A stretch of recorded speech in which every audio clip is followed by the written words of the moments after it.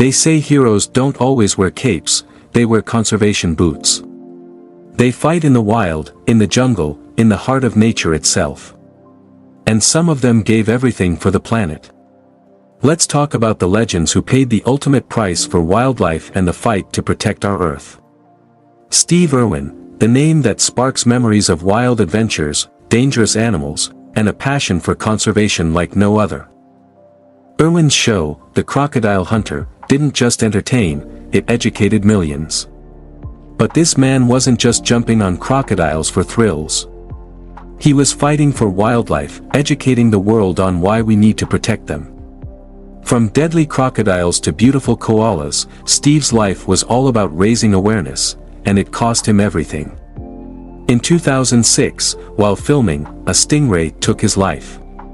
But Steve's spirit, immortal in the work he left behind. Then there's Berta Cáceres, a woman who fought for the rights of indigenous communities and Mother Nature. In Honduras, she stood against corporate giants threatening the Gualcarque River, a sacred waterway for the Lenca people. Berta knew the dangers of speaking out, but she didn't back down. She showed the world what true courage was. In 2016, Berta was assassinated, but her fight for human rights and sustainable development isn't over.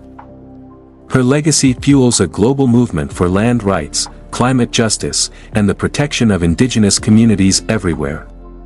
And in the heart of the Amazon, there's Joao Francisco da Silva. A man who dedicated his life to defending the rainforest, fighting against illegal logging, and protecting indigenous land. He didn't just observe from a distance, he worked side by side with communities to protect the Amazon from the devastation caused by greed. But in 2019, Joao was shot and killed by armed criminals linked to illegal activities. His death, a direct threat to every environmental defender in the Amazon, but his legacy, a rallying cry to continue the fight for the world's lungs, remains. What Steve, Berta, and Joao understood was this: the Earth isn't just our planet, it's a lifeline for all living things. And their deaths are a wake-up call for us all. These aren't just stories of tragedy, they are calls to action. To stand up for the animals, the people, and the planet they loved. The question is, will we rise to the occasion? The work of Steve Irwin, Berta Cáceres, and Joao Francisco da Silva didn't end with their deaths. Their legacy lives on in every tree planted, every animal protected, every community empowered to fight for the world.